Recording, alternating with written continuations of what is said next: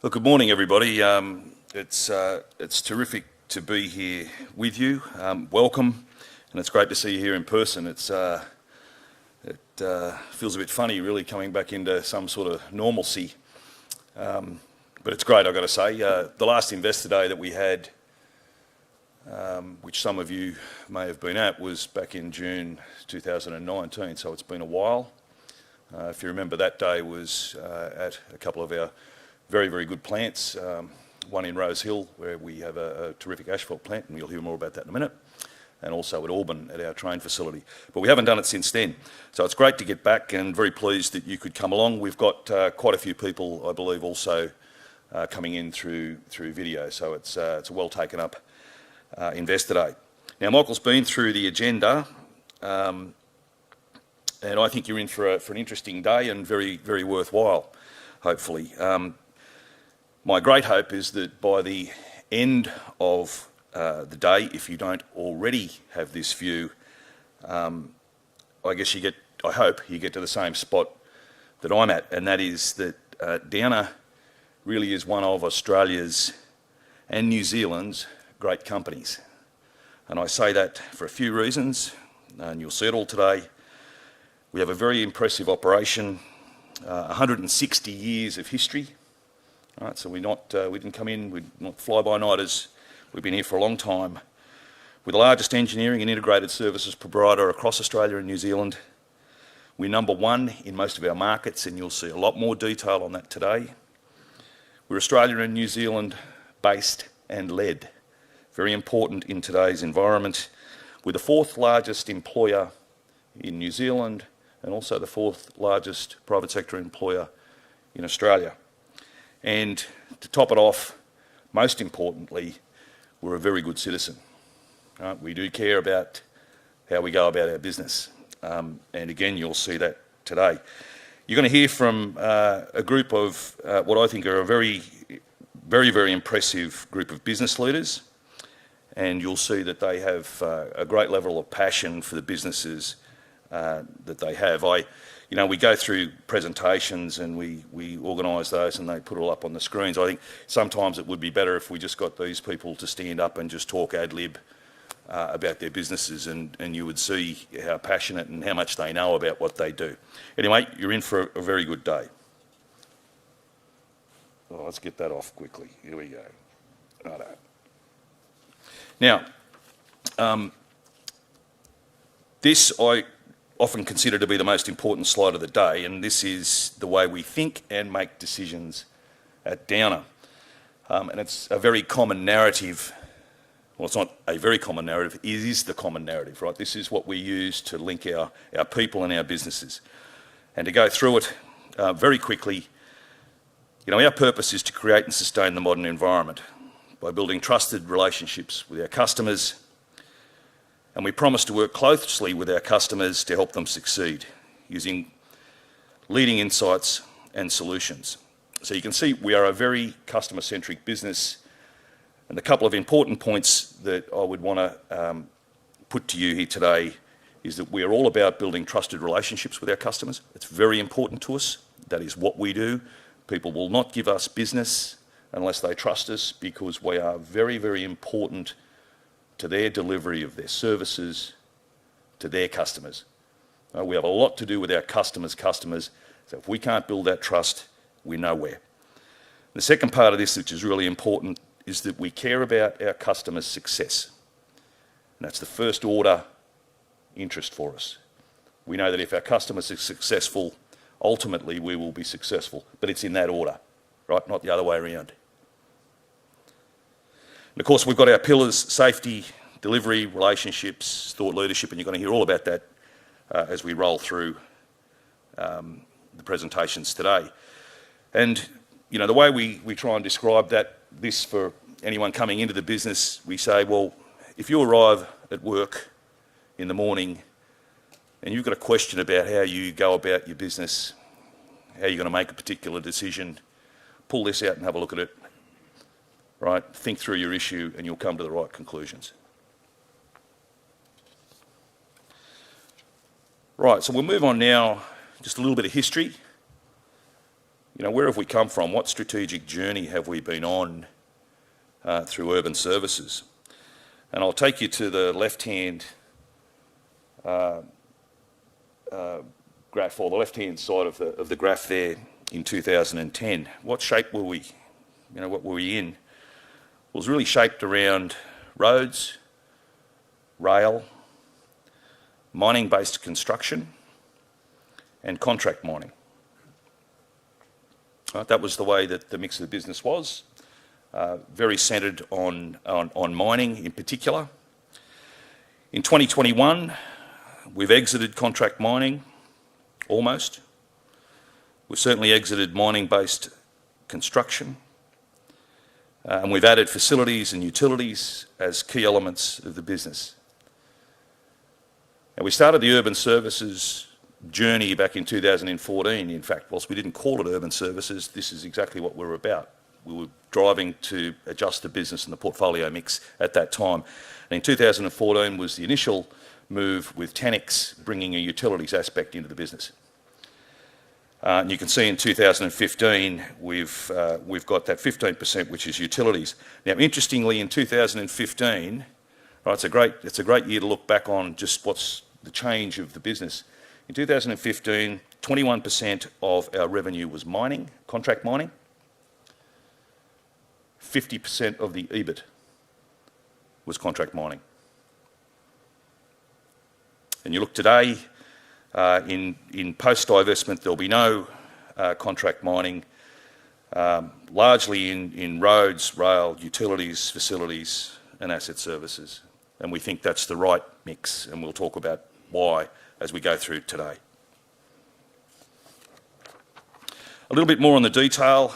This will be a helpful slide for you to take away and have a closer look. This is more detail than you've had previously around the makeup of the different businesses across the various geographies. So what you see today, this is us, this is Downer.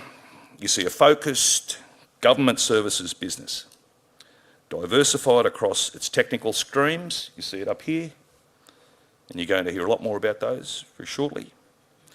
But also diversified across Australia's states and also New Zealand.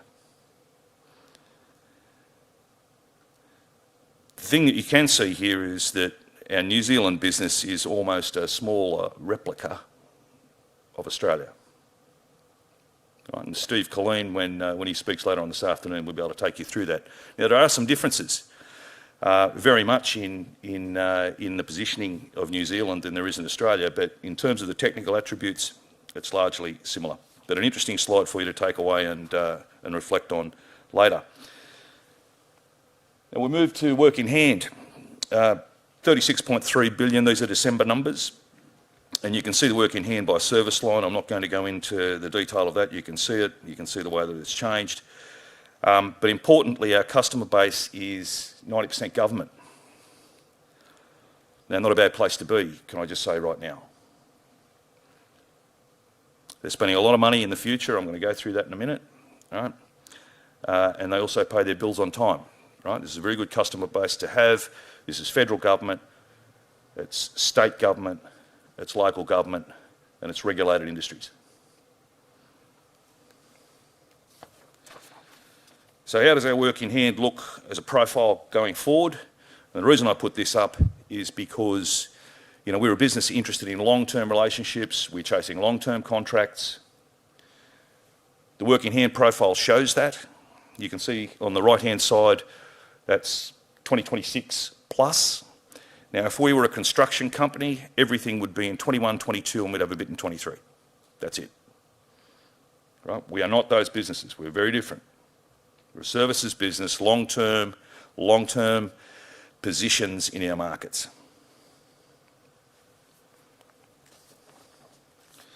Now, when we embarked on the urban services strategy, it was shaped by four major trends. We put this slide up, so if you've been here a few times through, you will have seen this slide before and a few others that trailed after it. And I'm just going to touch on these. The question that you should have really is, are they still relevant? And what else has happened? Well, our view is yes, they are relevant, although there's been some changes, as you would well recognised. Very much population driving urbanisation, government service outsourcing and technology has been the rhetoric. So where are we? Well, on the population side, it's no revelation that in the last year, 18 months, population growth in Australia has really stalled as a result of limited net migration. But that's not going to continue. But as you can see in this, slide to the right, with vaccines, and of course this is dependent on how we go with vaccines, but we think that this will be the case, as does the government. They'll be looking very quickly to get our net overseas migration up to much, much higher levels to get back to where they were. And the reason for this is very clear. It's because it drives the budget, it drives GDP growth in Australia, right? And it has done for the last 20 years. It's not going away. It's their major number one economic push, is to get migration back to where it is. So that again drives the push into infrastructure as well as the catch up, because we haven't been spending over the last 30 years as much as what we should have been, and we've had very high population growth in the meantime. Now, of course, urbanisation, I guess we could say, gee, where's urbanisation going? Isn't everyone going to the bush to live? Well, the answer to that's no. We will see more move out to suburbs and the rest. Well, certainly that's the indication. But that doesn't mean that there's going to be a slowdown in infrastructure. In fact, quite the opposite, because you're going to see demographic moves and you're going to see requirements for both economic and social infrastructure in different parts of the country, and that's good news for us. And of course, technology, we know where that's going. It's only gone one way and it's accelerated. And then, of course, government outsourcing. We're a country that doesn't outsource anywhere near as much as the likes of New Zealand and the UK. We foresee, and we have done for some time, that budget pressure, particularly on state governments and even on local governments, they do need to deliver their services efficiently. We know mostly they don't. And in particular, the areas that we are working in, we can save them a lot of money and give them better quality service. We're seeing at the moment, and I think Peter's going to talk about this when he gets up to talk about facilities, we're seeing at the moment an increase in first generation outsourcing from government. So Peter, I think you're going to talk about that later. Now, the interesting bit of these, so what are the new macro trends? Again, nothing outrageous in this, and you know this is happening, but I've got to say it's a net positive for Downer. So bigger government at all levels. Now, normally I'd say, well, that's horrendous. Right, but I've got to say for Downer, not bad, very good. This is what we do for a living. We provide services to these governments. Unprecedented levels of fiscal stimulus. Again, a bit more about that in a minute. A lot of printing of money, that's going to go on for at least 2 to 3 years. And we'll see that in the next slide on government commitments. It's been, there's hundreds of billions of dollars that have been committed over the next 4 years into infrastructure spaces. So bigger government at all levels, decarbonisation of the economy, and that's accelerating. Now, we've been watching this very carefully. It's very clear to us it's been driven by capital providers. Banks first, equity now, very much. We would say business now because of capital allocation. Business now is way ahead of government in this and is driving the agenda, and that's not going to change. But there is significant opportunity for Downer in this. Again, you're going to hear more about that later, because decarbonisation will require our services, and we're active in looking at how we play in that. And then, of course, we've got geopolitical tension, and you say, well, why does that interest Downer? Well, it does because we now have quite a slant in defence. We're interested in that space. We have a very good position to grow from. Again, you're going to hear more about it, but defence spending is increasing. I don't know whether you heard this morning when you got up, if you've gone on Sky News, the government's just about to announce a whole heap of spending in the north of Australia on a whole heap of things around making our defence force more capable. Again, we play in all those areas. The other bit of it is sovereign capability. Right? More and more governments are looking at who can do it here, who's based here, who's led here, and in fact, who is sovereign here. They care about the decision makers. And that's why being Australian, New Zealand led, very important in this space. And localisation, I'm not sure when it's going to be when we're going to have wholly manufactured, designed and manufactured trains coming into Australia. I think that'll be a while. The next trains that are ordered from state governments here, I suspect, will have a very high level of local content, and that plays into our hands, and you're going to hear more about that also. But the macro trends, good for Downer. Key market outlooks, I'm not going to spend a lot of time on that. The top left hand just tells us that we've got a kick up in economic growth, and you can already, if you've been watching the news, you listen to the economists, we can already see the kick up. We'll be back to 2019 levels very shortly, and that's expected to continue. We've got another few graphs that you can look at later, transport, construction, utilities, and they're all bouncing back as well, just in terms of economic output from those areas.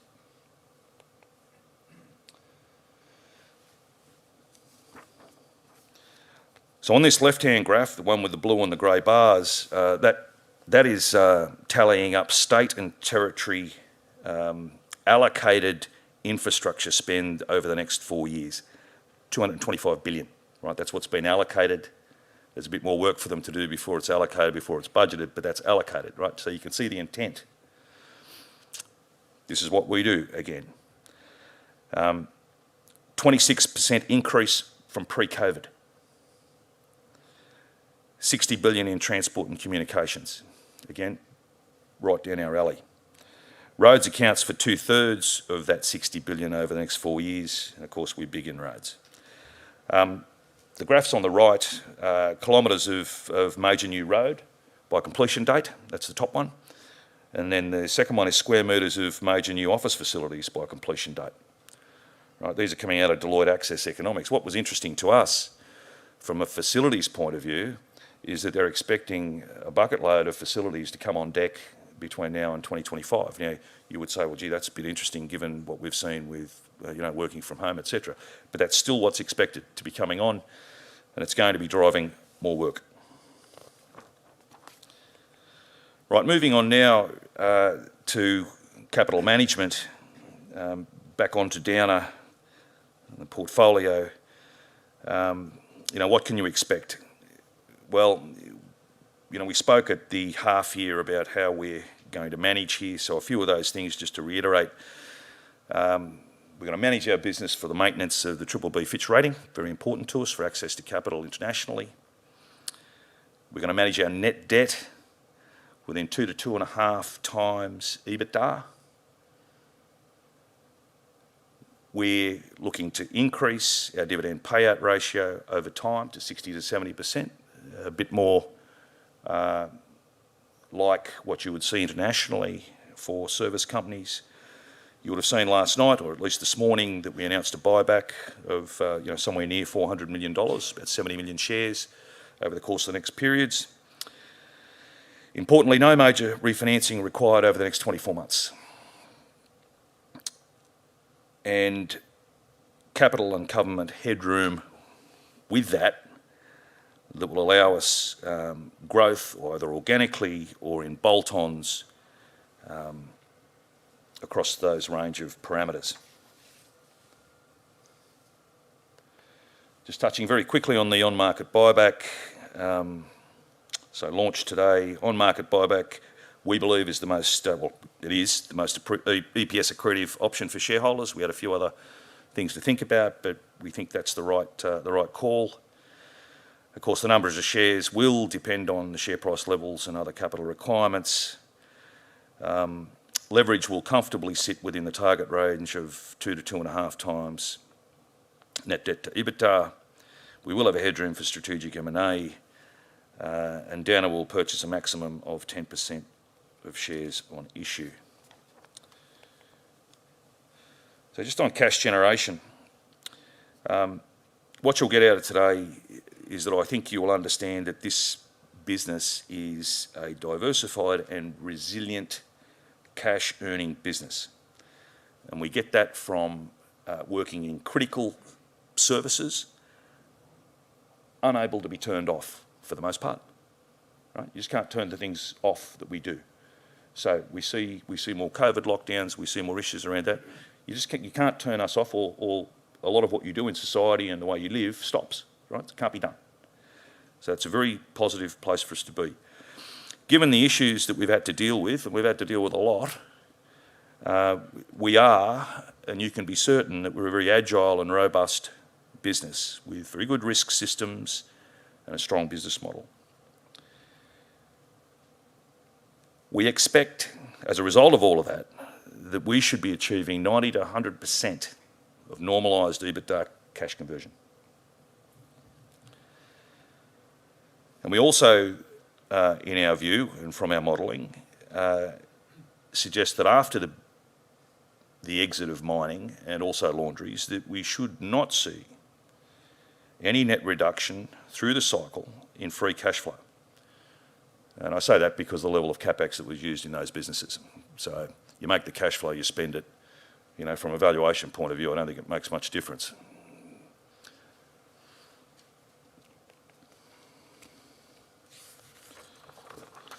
So over to immediate priorities. A few of those won't be of any news to you. You know, FY21 earnings and cash performance is very important to us. The thing that I can say is that we've had strong performance year to date. We had a reasonably strong half that's continued into the third quarter. But we've got a fair bit to do because we do have a back-ended and cycled position here, but strong performance year to date. The sale of the remaining non-core assets, so that's mining, open cut east and hospitality. Sale process is underway for open cut east, and there are a number of parties interested in that. You know, it's been interesting to see people's appetite because this is mainly a coal-based business. A small part being thermal, large part being coking. You know, it's been interesting to see people's reaction to that, but we've got more interest in that certainly right now. We've put an information memorandum out for hospitality, and that's currently in the market. The other thing that we're doing right now is we're building our business plan for 22 to 24. This is a normal process for us, but it's important. It drives the business and it helps us manage. We think strong markets should drive revenue growth. We are having a focus on margin improvement, very much including costs. I'll touch on that in the next page. And we are looking at refinement of our corporate structure, and the reason for that is that we're looking to get the benefit of complementary service delivery and customers.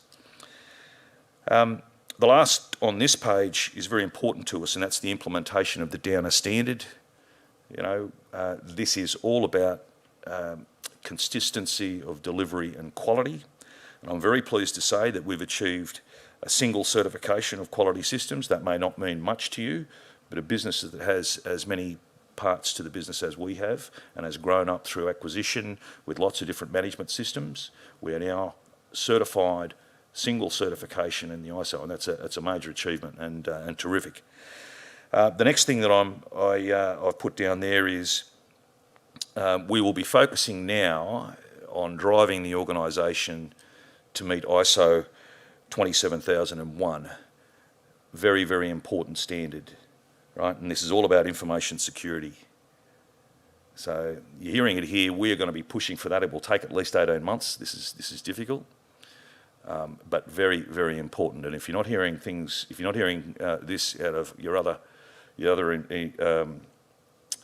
businesses that you invest in, you should be asking, right? This is extremely important and will become a bigger and bigger part of each of the businesses in Australia.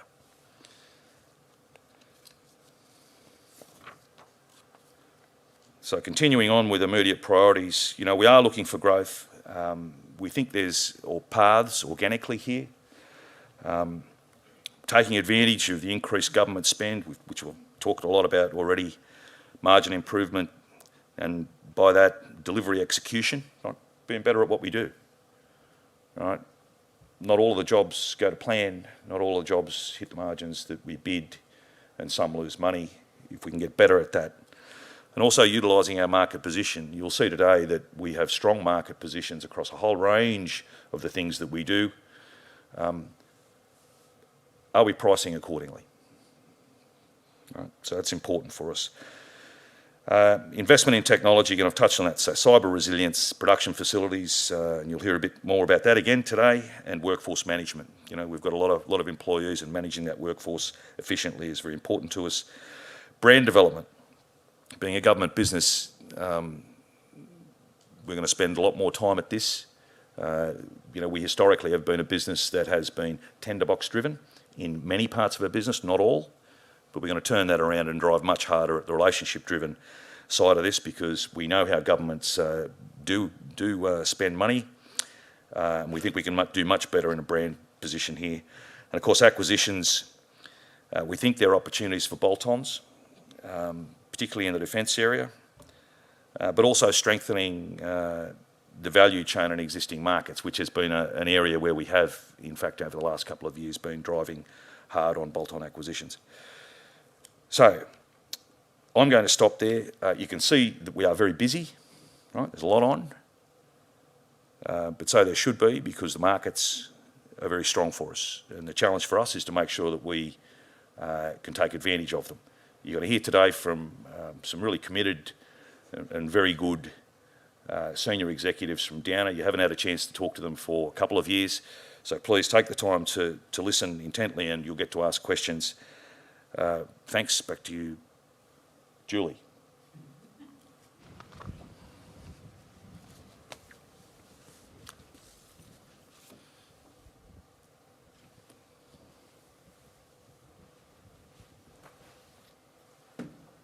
Thanks, Grant. Oh, that would be handy. Thank you. Good morning, everyone. I've been really looking forward to coming and speaking with you all today about sustainability at Downer and the journey that we've taken and the journey that we will be taking. So I have made a few notes just to make sure that I stick to the points that I want to make. As Grant said, this is an area that I'm very passionate about, many people in Downer are very passionate about. So I just want to make sure I stick to what I need to tell you today rather than necessarily what I'd like to tell you about everything. So just a little bit about sustainability at Downer. At Downer, sustainability means the points that are listed here on the slide. So it is about sustainable and profitable growth, providing value to our customers, delivering our services safely and environmentally responsibly, helping our people be better, and advancing the communities in which we operate. So for Downer, sustainability is not just about environmental sustainability, although it is a very important part. And I'm going to talk a little bit about a number of these points with you today. Our sustainability journey includes our continued focus on zero harm, and Grant has spoken a little bit about the pillars that Downer has. And you saw that safety, and indeed our zero harm logo, is in the first pillar. It is actually a really core value of Downer, and we have been and continue to be a leader in our sector around zero harm, and in particular the safety of our people. We do see this as a market differentiator across safety and environment. And you would note that at the half year we disclosed our recordable injury rates, which was our LTIFR was 0.63, and our total recordable injury frequency rate at 2.68, and that's per million hours worked. Now, we constantly strive for that to be better, but when you benchmark with others that are in our sectors that we operate in, those are extraordinarily strong results and ones that we're very proud of. Supporting the wellbeing of our people and also promoting an inclusive and diverse culture are also vital to maintaining our competitive advantage.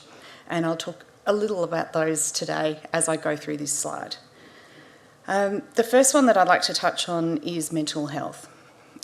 We are a leader in mental health and looking after the mental health of our people.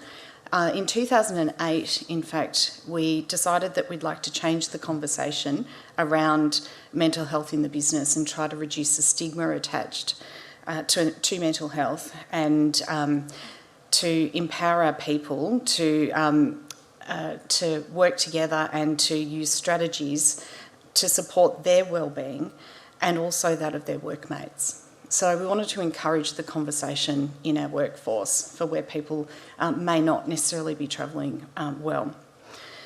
We introduced processes to better identify and support those that might be struggling, and we actually implemented a mental health strategy across the business.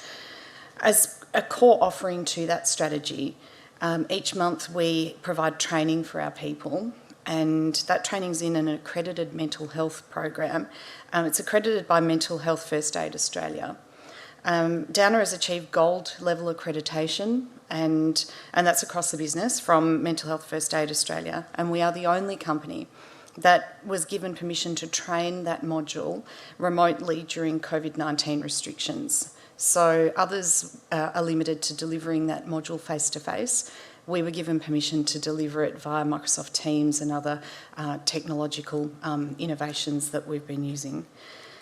We now have over 2,000 employees who have been trained, and these mental health first aiders are dispersed across our workforce. They are confidential peer support contacts who can provide initial support to people in the workplace and then refer their colleagues to the formal support services that we've been offering for many, many years. There is absolutely no doubt of the importance of this, and this became very clear to us during the COVID-19 restrictions and lockdowns, where we had people available and skilled to be able to assist their workmates who may not have necessarily been coping very well during the COVID-19 heavy restrictions. I'll touch a little on modern slavery as well. You'd be aware that each year Downer spends over $8 billion with more than 30,000 suppliers and subcontractors. We do undertake comprehensive pre-qualification processes with these to ensure that they're meeting our high standards of business, ethical, zero harm and social conduct. On the issue of modern slavery, we are committed to fundamental human rights and operating responsibly and ethically. A sustainable and responsible supply chain is an important factor in ensuring our urban services strategy and revenue streams are sustainable. And so we released our modern slavery statement in February. It is available on our website, and I do encourage you to go and have a look at it if you haven't already. It is a journey that Downer is taking through, I guess, risk-based analysis of our supply chain, and you'll read about that in the modern slavery statement. If you do have any questions about it, I would be happy to take them in the break or during the Q&A session.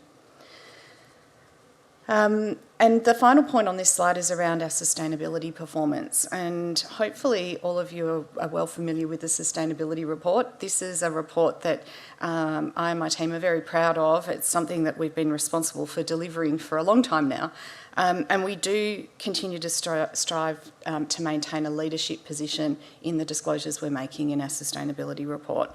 It's not a new thing for Downer.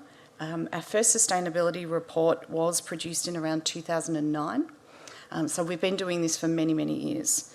I'm pleased to say in the past year we've again been recognised by a number of independent organisations, for example S&P Global, who was formerly the DJSI. They've ranked Downer in their Sustainability Yearbook for 2021 because our performance is within the top 15% of our industry sector.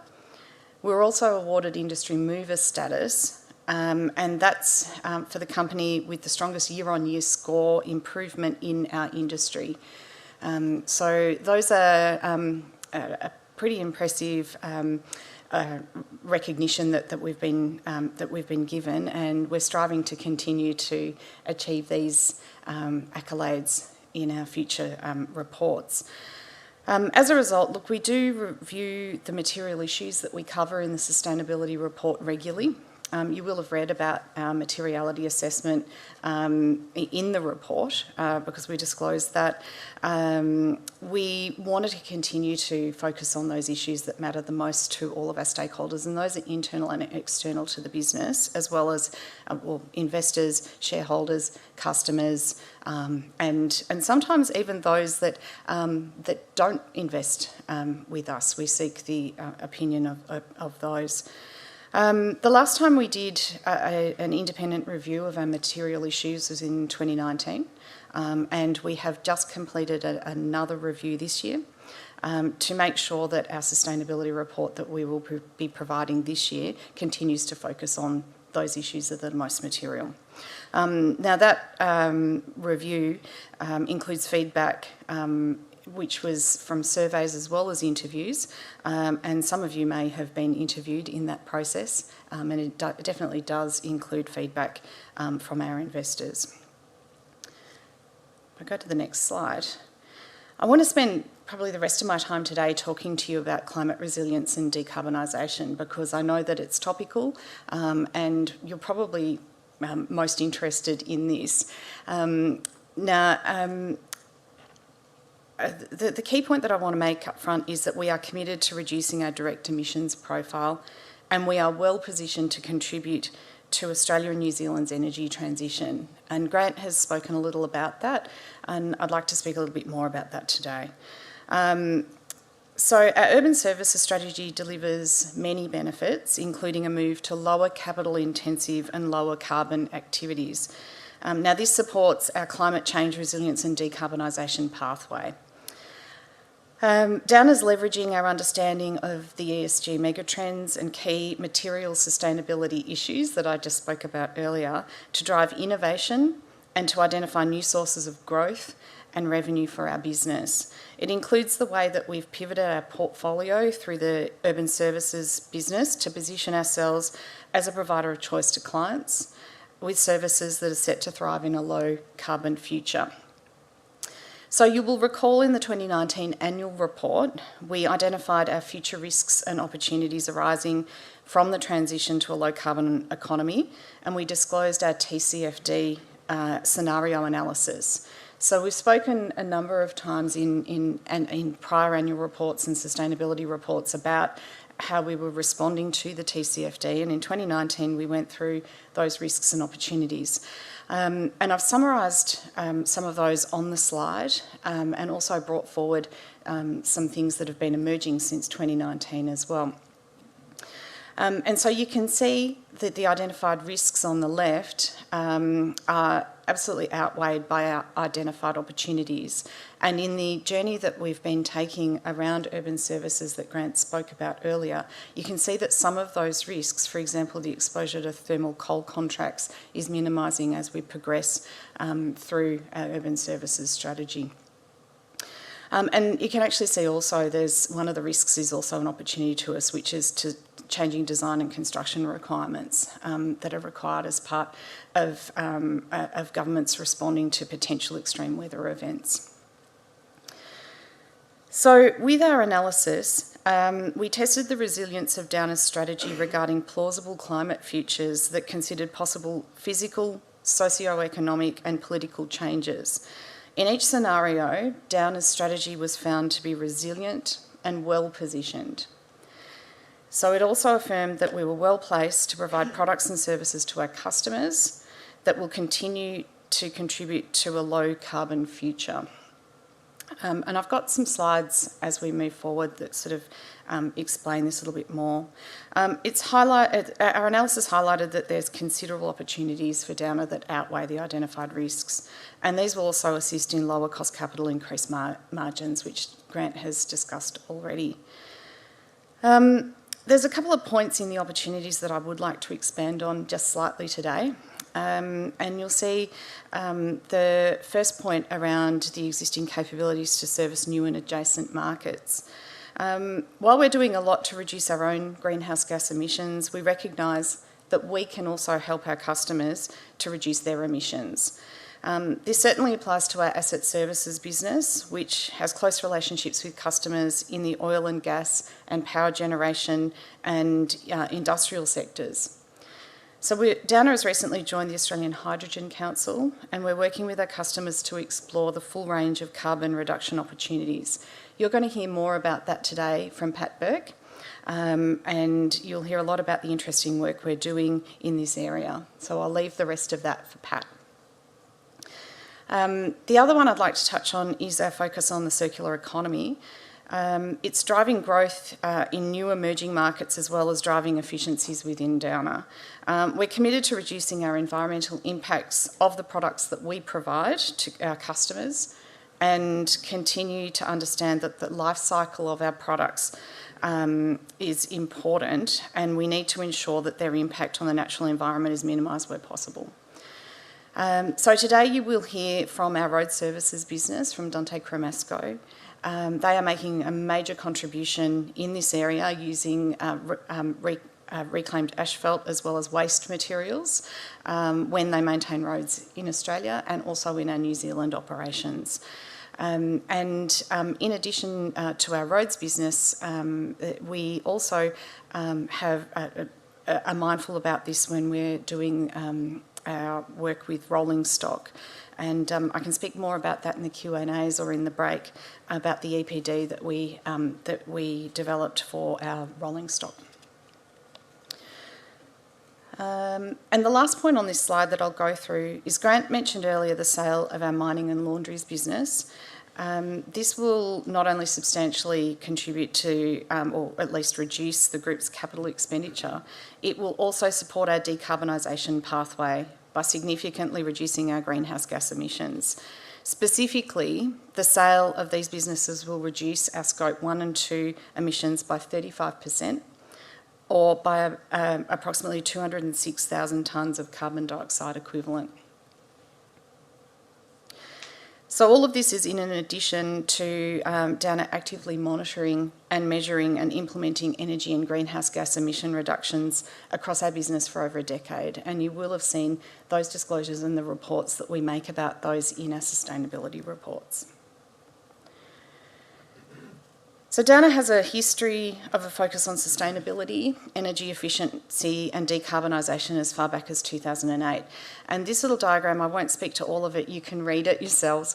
It really talks about some of the key milestones that Downer has achieved since 2008 with our focus on decarbonisation and climate resilience. We are proud, however, we are far from being complacent. And we do understand that we are on a journey. So it doesn't stop here at 2021. We haven't achieved everything and there's a lot of work still to do. But as you've heard already, we do see that there are very significant opportunities as we progress through that journey. So there are a couple of points on this slide that I will touch on as I work through the next few slides. But again, I'm happy to take questions on this slide during the Q&A. So Downer accepts the Intergovernmental Panel on Climate Change Assessment of the science related to climate change, and we do support the Paris Agreement in transitioning to net zero emissions by 2050 and limit global temperature increase by 1.5 degrees Celsius by the end of this century.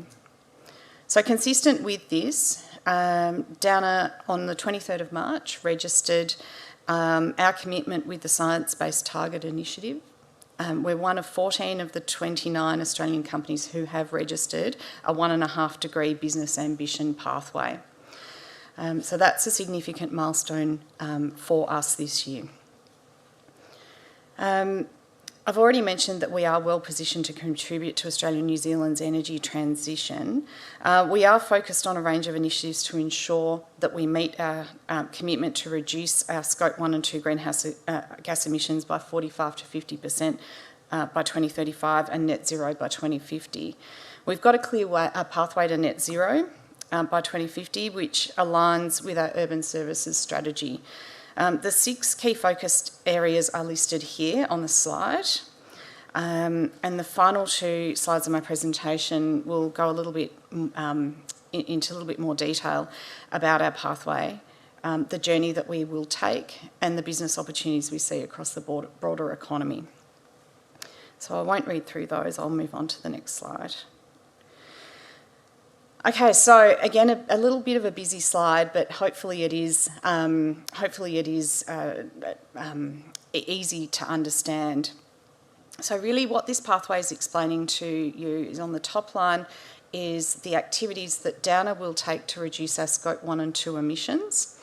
And the bottom row on this slide shows the opportunities that we have for our business as the rest of industry also needs to go through this journey. So you can see quite clearly the whole strategy is underpinned by our urban services strategy. We've discussed that in a fair amount of detail already. There's energy efficiency activities that we have been taking across the business and we will continue to take across the business. There's fuel switching that we have already done in some areas. So, for example, looking at biodiesel, but this then moves into other forms of fuel as it becomes more readily available, and switching to those lower emission fuels in our fixed assets. The decarbonisation of the fleet, which involves electric vehicles and also alternate fuels, and that is, of course, going to involve technology as we move through the years, and also renewables and grid and on-site generation of electricity.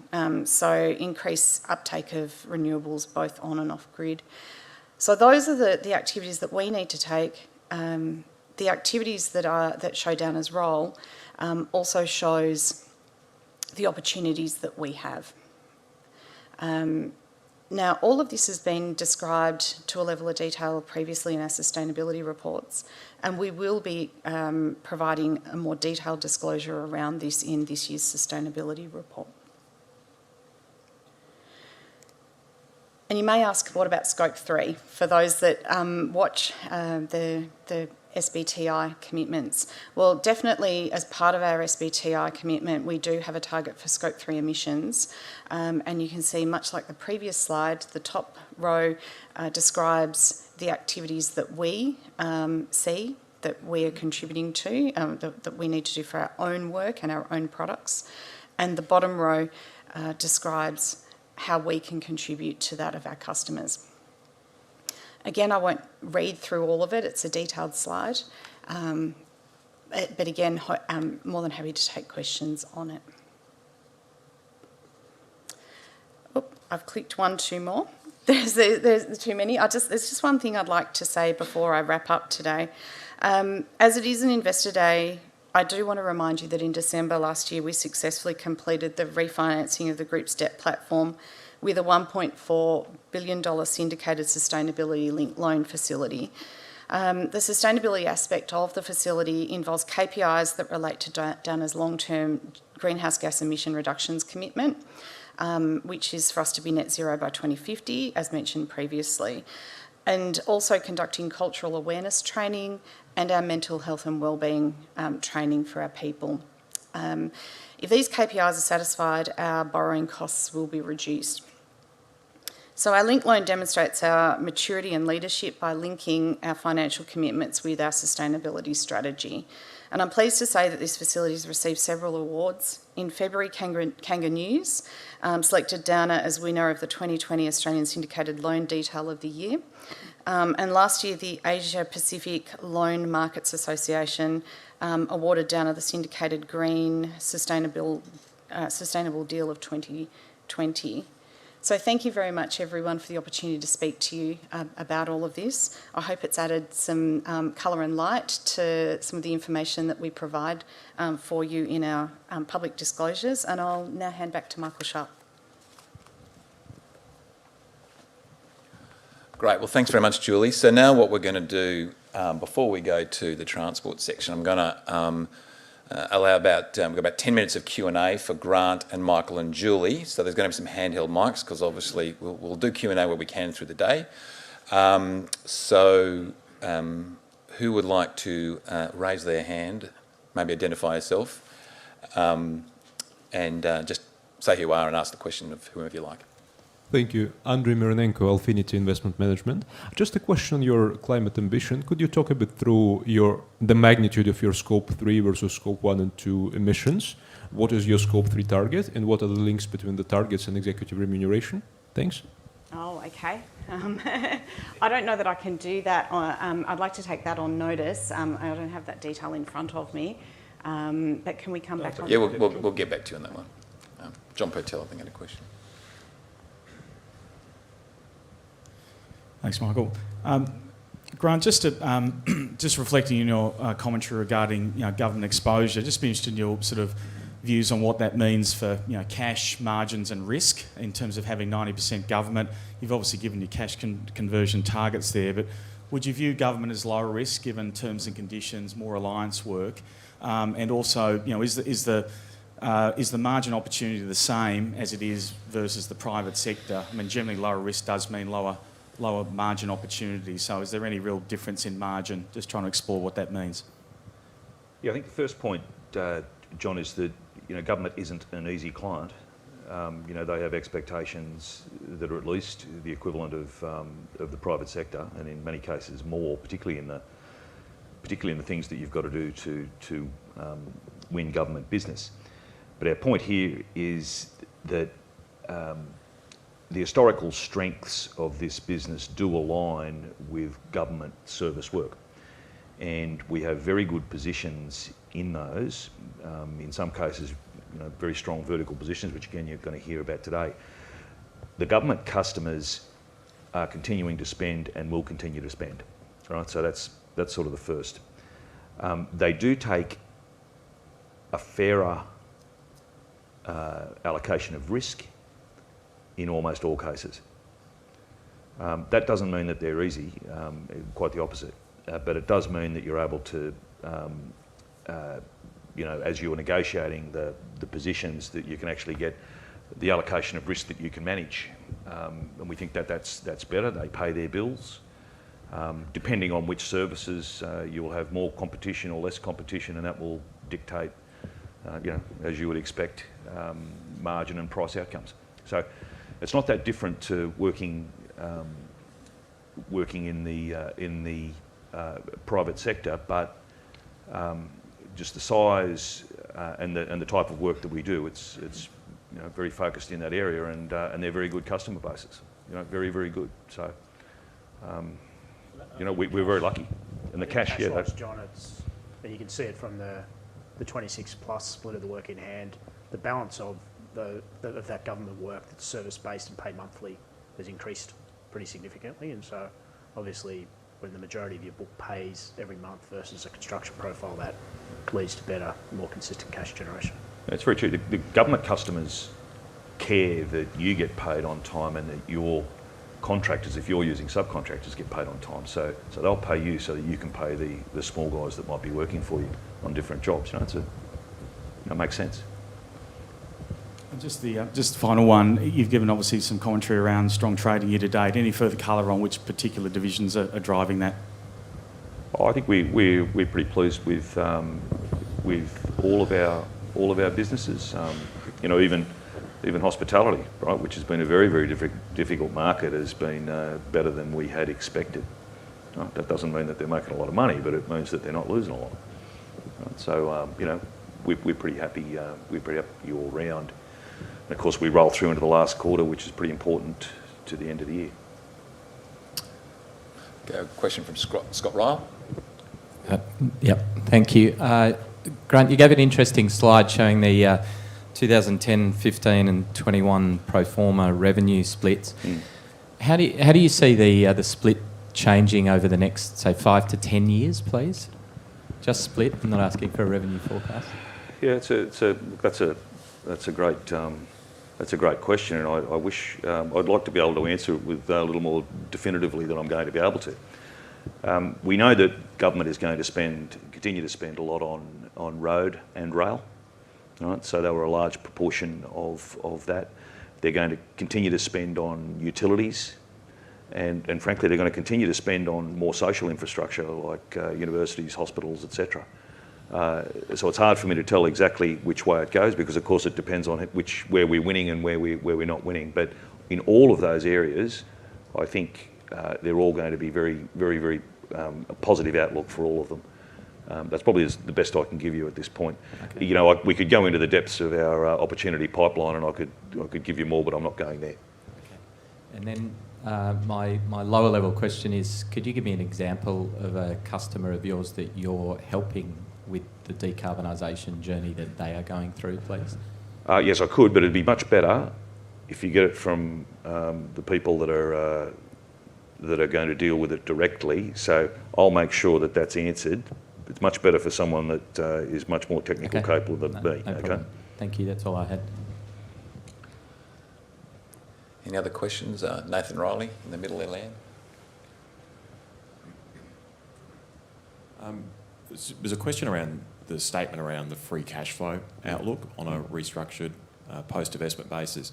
I think you noted that you were looking for, I guess, a no net reduction in a through-cycle free cash flow performance of the business going forward. But relative to more recent free cash flow performance, should we not be expecting an increase in free cash flow generation, just given the lower CapEx and I guess also a lower drain on cash performance, just given some of the underperforming contracts we've seen? Look, this was talking directly about mining and laundries, and so it's specific to the impact of that, and really the statement is reflective of the capital nature of the business. So you earn you earn cash flow, you spend it in capital. In the most immediate 6 to 12 months of mining, there's been less capital being spent there because of the obvious. Right, we've been selling, but that's why we say through the cycle, you're not going to see a reduction in free cash as a result of that. But it's specific to mining and laundries, and I'm not going to get into the discussion around micro issues at the moment. We can deal with that later. But the rest of the business as it is. So it's a specific comment around that. And I think you hinted at it just with respect to the cost and margin outlook for the business. Yep. Post the divestments, yep. We may hear about this later today, but is there scope for, a structured cost out program to address some of those margin targets? Yeah, sure. And the challenges that you have when you're selling businesses is what are the stranded costs potentially in the centre. So we understand that. There's also some cost pressure in things like cybersecurity, insurance. So there are some cost pressures going up, which means that we've got to deal to those issues, both at the corporate level and at the individual business level. So the focus is on for that. When your sort of question touches on whether there is a formal cost out program. Look, we've got our program in place at the moment, but the question will be back onto the individual businesses. They've really got to drive margin improvement in their positions, and they're the best capable of doing it. Right?